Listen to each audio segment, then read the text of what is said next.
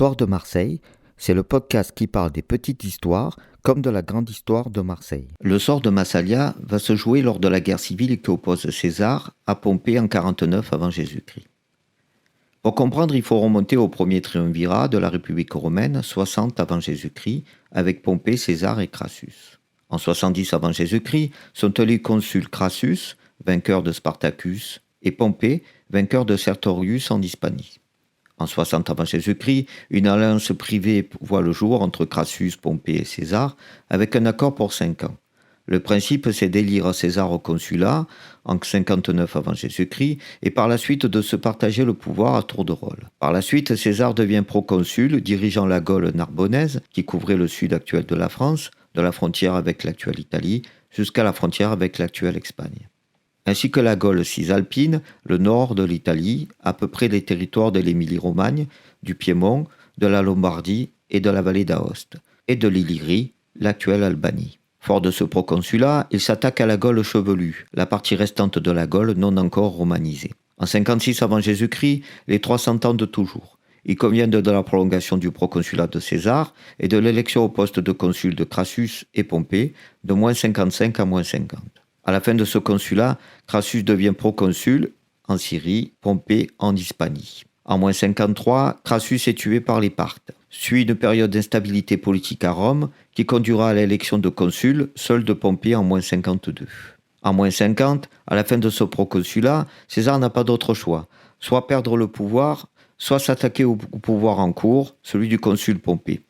La limite de la Gaule cisalpine étant le fleuve Rubicon, marcher vers Rome, c'est franchir le Rubicon. En effet, dans le droit romain, aucun général n'avait l'autorisation de la franchir avec des soldats en armes pour protéger Rome des menaces militaires. C'est à cette occasion que César lança le fameux Alea Jacta Est, ce que l'on peut traduire par les dés sont jetés ou le sort en est jeté. Le sort de Massalia est encore une affaire d'épouse, puisque une des raisons de la brouille mortelle entre César et Pompée, c'est que l'épouse Pompée était la fille de César, nommée Julia, et que lorsque Julia va mourir, Pompée épousera Cornélie, femme du défunt fils de Crassus, en même temps que son père, dans la guerre contre les Parthes. Lucain, dans son Pharsale, nous raconte la fuite de Pompée vers l'Illyrie et le cauchemar de celui-ci.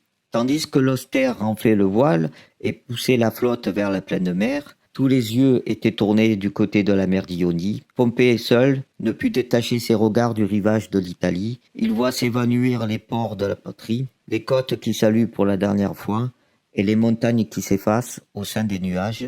Épuisé de fatigue, l'héros enfin succombe et se livre au sommeil. Le fantôme de Julie vient s'offrir à lui pendant ce sommeil et lui présage ses malheurs. Alors une image pleine d'horreur se présente à ses yeux. La pâle Julie sort du sein béant de la terre et telle qu'une furie lui apparaît debout sur son bûcher. Chassé de l'Élysée dans le Tartare, la guerre civile m'a banni de l'asile des âmes justes au noir séjour des mânes criminels. J'ai vu les hominides s'armer de torches pour les secouer sous vos armes. Le nocher du brûlant Achéron prépare des barques sans nombre. On agrandit les cachots des enfers. Les furies suffisent à peine à châtier tant de criminels. Les mains des parcs se lassent à trancher les jours de tant de victimes. Et t'en souviens, Pompée, le temps de notre hymen a été celui de tes triomphes. Tu as changé de fortune en changeant d'épouse. Elle est née pour le malheur de tous ses maris. Cette Cornélie, femme sans pudeur, qui n'a pas rougi d'entrer dans mon lit quand mon bûcher fumait encore. Que César occupe tes jours et Julie tes nuits. Le l'été qui donne l'oubli ne t'a point effacé de ma mémoire. Les dieux des enfers m'ont permis de te poursuivre. Tu me verras au signal du combat, m'élancer entre les deux armées. Mon ombre ne souffrira jamais que tu cesses d'être le gendre de César.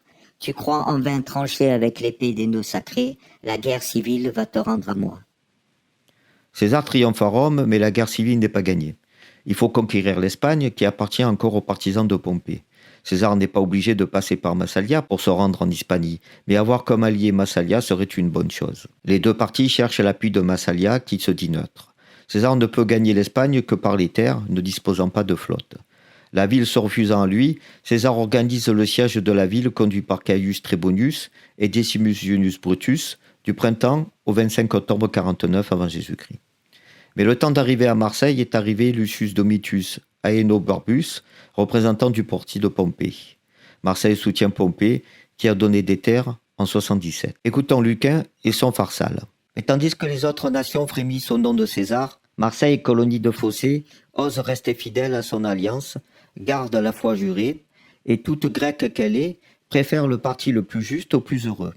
Cependant, elle veut essayer, par un langage pacifique, de fléchir la fureur indomptable de César et la dureté de cette âme superbe. Ses députés s'avancent, l'olive de Minerve dans les mains, au-devant de César et de ses légions. « Romains, dirent-ils, vos annales attestent que, dans les guerres du dehors, Marseille a, de tous les temps, partagé les travaux et les dangers de Rome.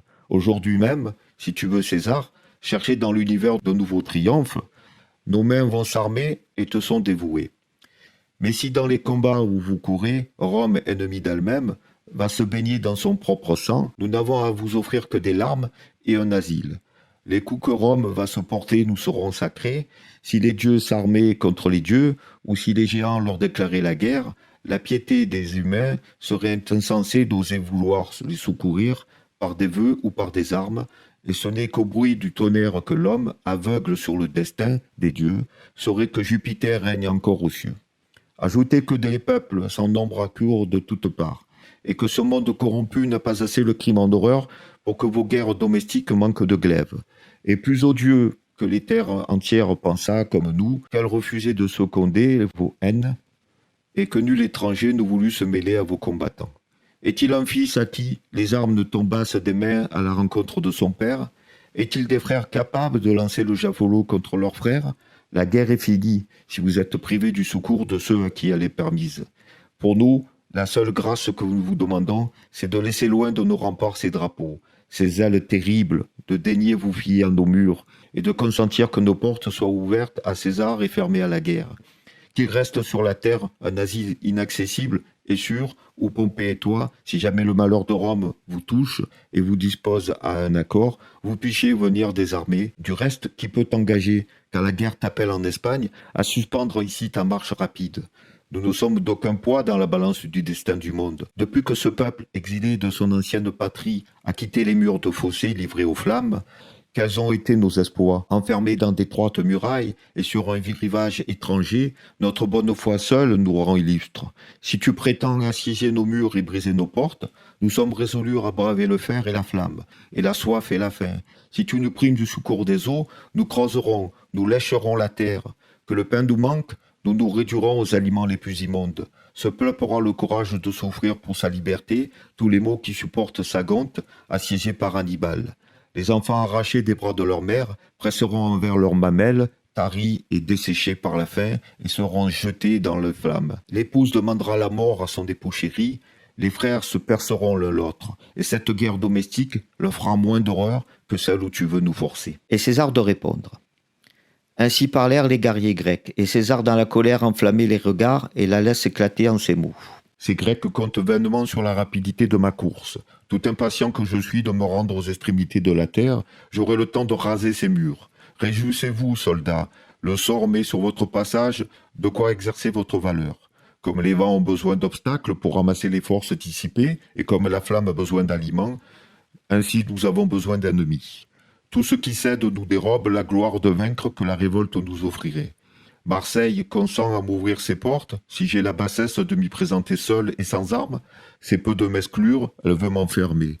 Croit-elle se dérober à la guerre qui embrase le monde? Vous serez punis d'avoir osé prétendre à la paix. Et vous apprendrez que du temps de César, il n'y a point d'asile plus sûr au monde que la guerre sous mes drapeaux. César organise alors un blocus terrestre et maritime. César envoie 3 liaisons, lance la construction de tours et abris, et 12 navires seront construits à Arles. Au siège avec des machines de guerre, les Marseillais répondent par des sorties, notamment de nuit, incendient les tours de garde. Les Romains construisent alors des tours avec des bases en briques et des plaques d'huile d'argile. Également sur les mers, les Marseillais essayent de percer le blocus par 2 fois. Le 27 juin, avec la bataille de Marseille. Le 31 juillet, la bataille de Toro-Antum, avec les navires de Pompée et de Lucio Nasidio. Lucain nous décrit le camp de César. Non loin de la ville est une colline dont le sommet aplani forme un terrain spacieux. Cette hauteur, où il est facile à César de se retrancher par une longue enceinte, lui présente un camp avantageux et sûr. Du côté opposé à cette colline et à la même hauteur, s'élève un fort qui protège la ville et dans l'intervalle sont des champs cultivés. Note, ici César parle de la colline de Saint-Charles où il va mettre son camp, et en face on a la colline des Carmes. On reprend Lucain. César trouve digne de lui le vaste projet de combler le vallon et de joindre les deux éminences. D'abord, pour investir la ville du côté de la terre, il fait pratiquer un long retranchement du haut de son camp jusqu'à la mer. Un rempart de gazon couvert d'épais créneaux doit embrasser la ville et lui couper les eaux et les vivres qui lui viennent des champs voisins. Ce sera pour la ville grecque un honneur immortel, un fait mémorable dans tous les âges, d'avoir soutenu sans abattement les approches de la guerre, d'en avoir suspendu le cours, et tandis que l'impétueux César entraînait tout sur son passage, de n'avoir seul été vaincu que par un siège pénible et lent. Quelle gloire en effet de résister au destin et de retarder si longtemps la fortune impatiente de donner un maître à l'univers. Les forêts tombent de toutes parts et sont dépouillées de leurs chaînes, car il fallait que, le milieu du rempart n'étant comblé que de légers faisceaux couverts d'une couche de terre, les deux bords fussent contenus par des pieux et des poutres solidement unies, de peur que ce terrain mal affermi ne s'écroulât sous le poids des tours. César a besoin de bois. Lucain raconte qu'il va faire abattre les arbres de la forêt sacrée. Forêt de Gémenos ou de la colline Notre-Dame-la-Garde, difficile à dire, mais écoutons-le. Non loin de la ville était un bois sacré, dès longtemps éviolé, dont les branches entrelacées écartent les rayons du jour, enfermés sous leur épaisse voûte, un air ténébreux et de froides ombres. Ce lieu n'étant point habité par les pans rustiques, ni par les sylvains et les nymphes des bois, mais y cachait un culte barbare et d'affreux sacrifices. Les autels, les arbres y dégoûtaient de sang humain. Et, s'il faut ajouter foi à la superstitieuse antiquité, les oiseaux n'osaient s'arrêter sur ces branches, ni les bêtes féroces y cherchaient un repère. La foudre qui jaillit des nuages évitait d'y tomber. Les vents craignaient de l'effleurer. Aucun souffle n'agite les feuilles. Les arbres frémissent d'eux-mêmes. Des sources sombres versent d'une onde impure. Les mornes statues des dieux, ébauches grossières, sont faites de troncs informes. La pâleur d'un bois vermoulu inspire l'épouvante. L'homme ne tremble pas ainsi devant les dieux qui lui sont familiers. Plus l'objet de son culte lui est inconnu, plus il est formidable. Les antres de la forêt rendaient, disait-on, de longs mugissements. Les arbres déracinés et couchés par terre se relevaient d'eux-mêmes. La forêt offrait, sans se consumer, l'image d'un vaste incendie, et les dragons, de longs replis, embrassaient les chênes. Les peuples n'en approchaient jamais, ils ont fui devant les dieux. Quand Phébus est au milieu de sa course, ou que la nuit sombre enveloppe le ciel, le prêtre lui-même redoute ses approches et craint de surprendre le maître du lieu. Ce fut cette forêt que César ordonna d'abattre. Elle était voisine de son camp, et comme la guerre l'avait épargnée, elle restait seule, épaisse et touffue, au milieu des monts dépouillés.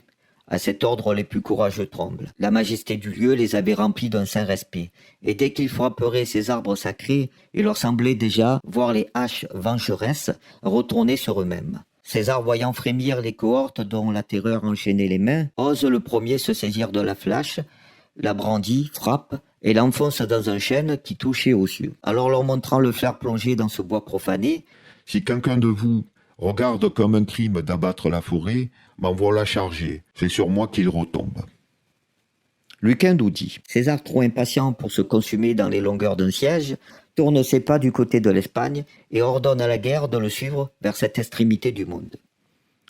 Mais en vrai, César n'était déjà plus là depuis belle lurette. Il faut bien enjoliver l'histoire. Lucain nous raconte le siège. Le rempart s'élève sur des solides palissades et reçoit 2 tours de la même hauteur que les murs de la citadelle. Ces tours ne sont point attachées à terre, mais elles roulent sur des essieux obéissant à une force cachée. Les assiégés, du haut de leur fort, voyant ces masses s'ébranler, en attribuèrent la cause à quelques violentes secousses qu'avaient données à la terre les vents enfermés dans son sein, et s'étonnèrent que leurs murailles n'en fussent pas ébranlées. Mais tout à coup, du haut de ces tours mouvantes, tombe sur eux une grêle de dards. De leur côté, volent sur les Romains des traits plus terribles encore, car ce n'est point à force de bras que leurs javelots sont lancés, décochés par le ressort de la baliste.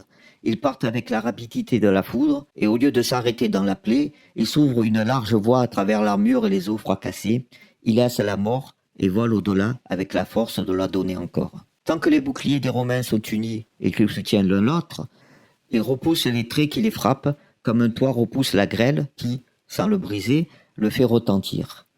Mais sitôt que la force du soldat épuisé laisse rompre cette espèce de voûte, chaque bouclier seul est trop faible pour soutenir tous les coups qu'il reçoit. Alors on fait avancer le mantelet. Couvert de terre, sous cet abri, Sous ce front couvert, on se prépare à battre les murs et à les ruiner par la base. Bientôt le bélier, dont le balancement redouble de force, frappe et tente de se détacher ces longues couches de pierre qu'un durcissement tient enchaînées et que leur poids même affermit. Mais le toit qui protège les Romains, chargé d'un déluge de feu, ébranlé par les masses qu'on y fait tomber et par la poutre qui, du haut des murs, travaille sans cesse à l'abattre, ce toit tout à coup s'embrase et s'écroule, et accablés d'un travail inutile, les soldats regagnent leur camp. Lucain nous explique également les sorties nocturnes des Marseillais.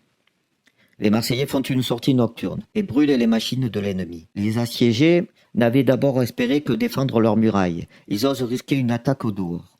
Une jeunesse intrépide sort à la faveur de la nuit. Elle n'a pour arme ni lance, ni l'arc terrible. Ses mains ne portent que la flamme cachée à l'ombre des boucliers. L'incendie se déclare. Un vent impétueux leur répand sur tous les travaux de César. Le chêne vert a beau résister, les progrès du feu ne sont pas moins rapides. Partout où les flambeaux s'attachent, le feu s'élance sur sa proie, et des tourbillons de flammes se mêlent dans l'air et d'immenses colonnes de fumée. Non seulement les bois entassés, mais les rochers eux-mêmes sont embrasés et réduits en poudre. Tout le rempart s'écroule en même temps, et dans ces débris dispersés, la masse en paraît agrandie. Pour ne pas que l'épisode dure des heures, je laisse là les mots de Lucain. Mais lisez le livre 3 de la Pharsale pour vous délecter des descriptions poétiques mais terribles des batailles navales. Ces batailles navales, revenons dessus. La bataille de Marseille est un combat naval le 27 juin entre la flotte romaine de Brutus Albinus et les Marseillais et les Pompéens. Les navires de César sont peu rapides et difficilement manœuvrables. Les équipages sont faits de soldats novices dans le combat naval. Les navires sont ancrés près de l'île de Ratonneau. Les Marseillais attaquent avec 17 navires. Les partisans de César tentent d'aborder les navires avec des grappins pour provoquer des combats au corps à corps. Les Marseillais veulent séparer les vaisseaux et les rendre ingouvernables en tranchant les rames et bombarder de flèches et de gaffes. Les Romains l'emportent et le blocus est maintenu. 3 navires sont coulés et 6 capturés sur les 17 navires marseillais. La bataille de Tauroentum, Saint-Cyr-sur-Mer ou Sifour actuel, le 31 juillet entre la flotte de Brutus Albinus et la flotte des Marseillais et des Optimates, les troupes de Pompée. Il y a 17 navires venant de Sicile et commandés par Lucius Nasidus.